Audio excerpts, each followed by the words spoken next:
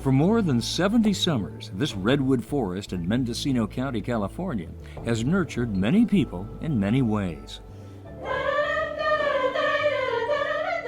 Some people come here to sing. Some come here to play music. Some come to dance. And people of all ages come here to have fun. They come in groups, as families and friends, to be together and to play together.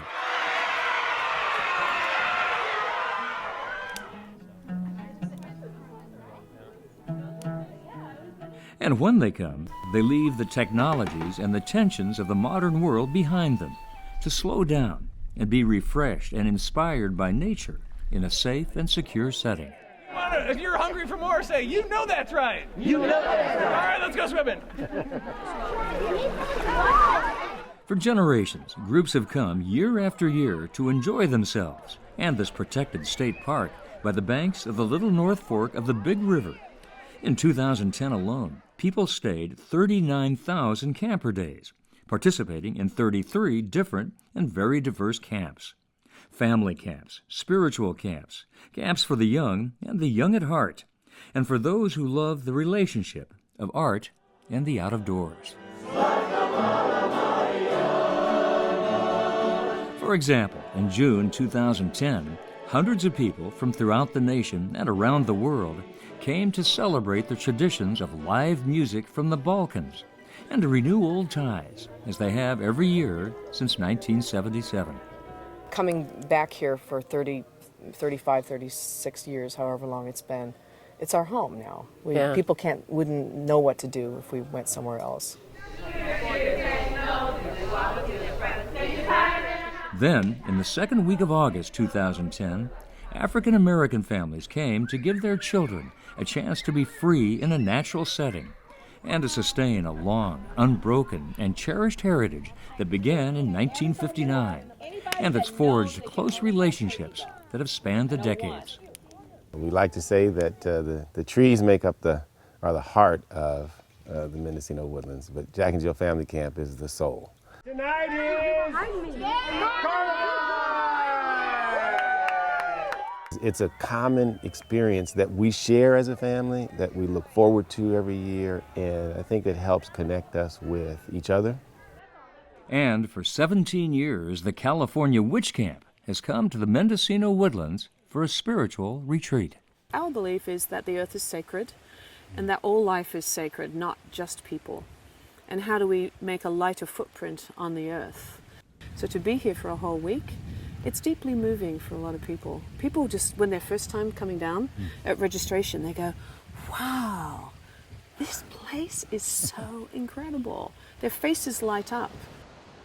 For all the reasons they come, to get here, every camper leaves the magnificent Mendocino coast and drives inland 9 miles. The final 3 down a dirt road,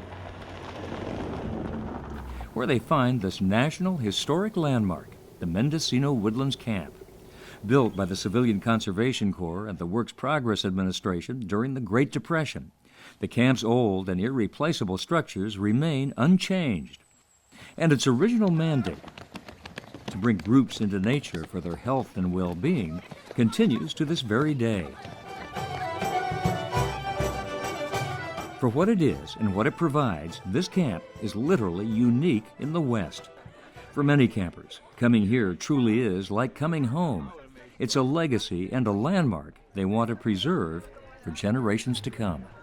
Well, camp is history, and we have to maintain our history.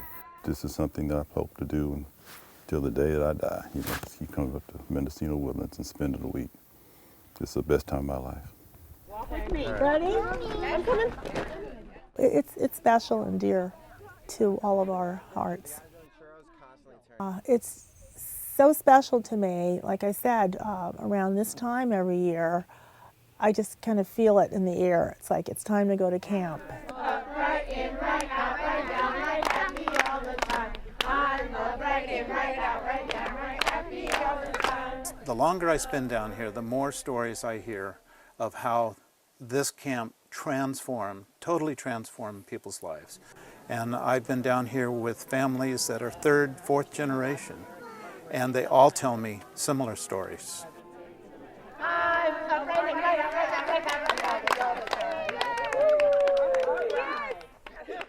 Oh, deep in this dense forest of majestic redwoods, you'll find a living treasure of American history, the Mendocino Woodlands Camp. That was built in the darkness of the Great Depression, but it's given light and joy to many thousands of people in many ways and for many generations, and it will for generations to come if we care for the camp the way it's cared for us.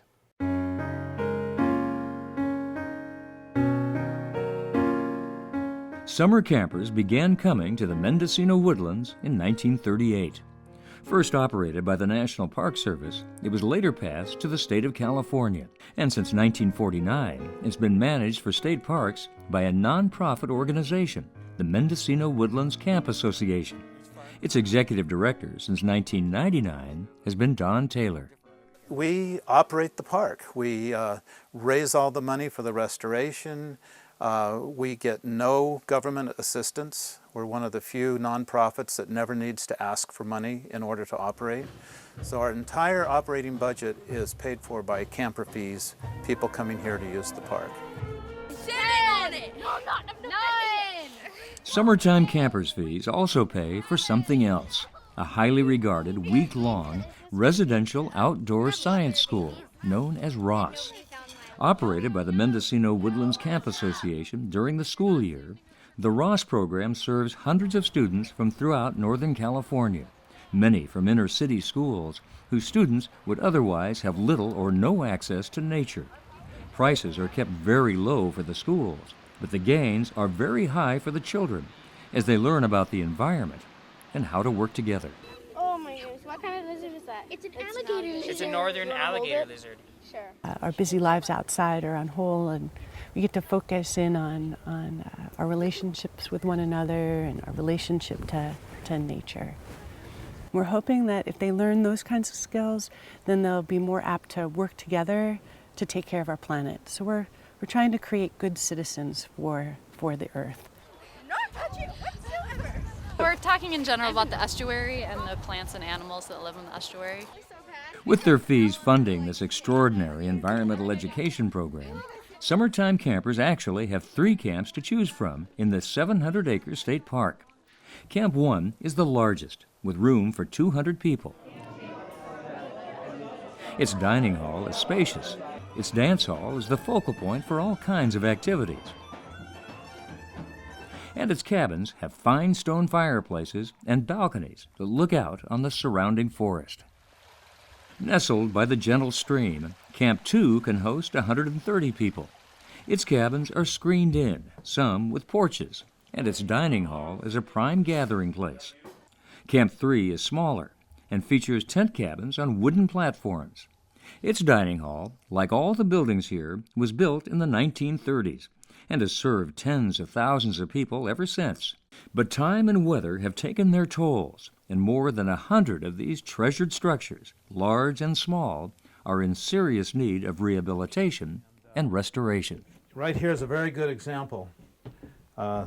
It's totally rotted away. You can see, I just stepped through that.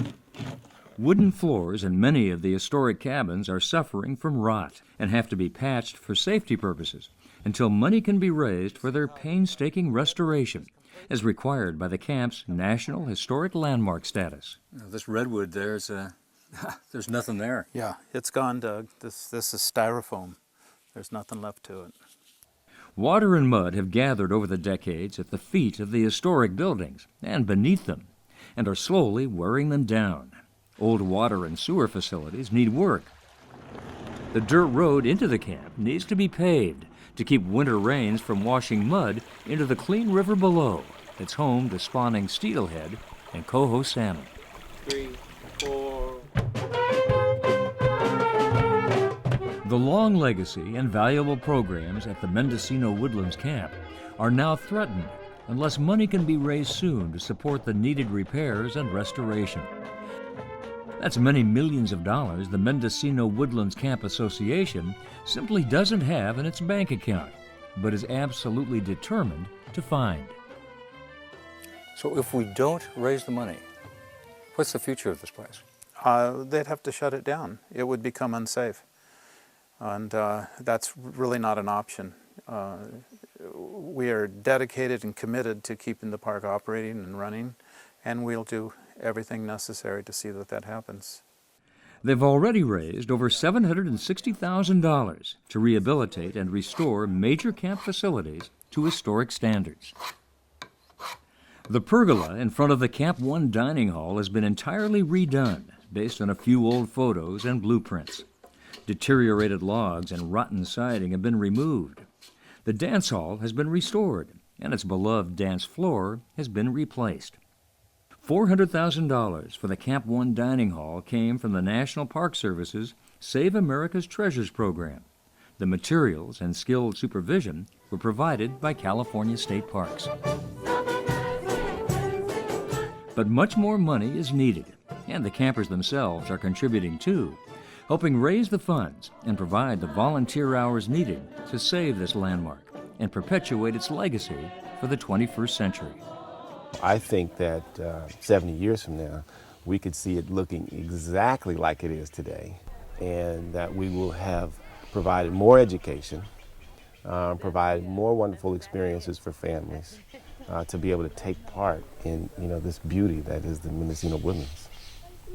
This is a labor of love, because this is something that's been going on for 50 years. I want to make sure it goes on 50 more years. And when families come up and can enjoy themselves and have fun and see their kids have fun, then that means that this camp will continue on for another 50 years, because there are not very many things that go on for that long a period of time. In our fast-changing world, there's a timelessness in the Mendocino Woodlands that those who know it the best and love it the most are dedicated to saving and to passing on. I hope it's always here. For me personally, this camp was here when I was coming into adulthood, and I'm going to cry again, and it did great things for me. I have found myself with this community in this place. I hope Max can get the same thing here. The campers and the Camp Association are working hard to find the money to restore this important piece of our national history.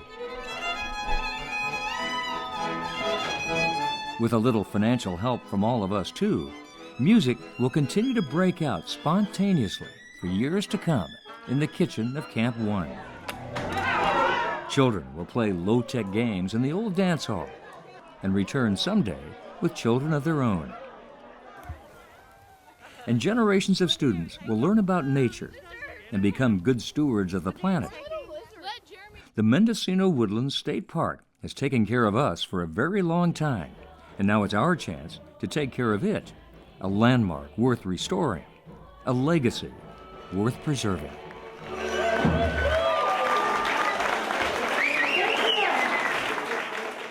If you'd like to help restore the Mendocino Woodlands State Park, contact us at mendocinowoodlands.org or call 707-964-7944.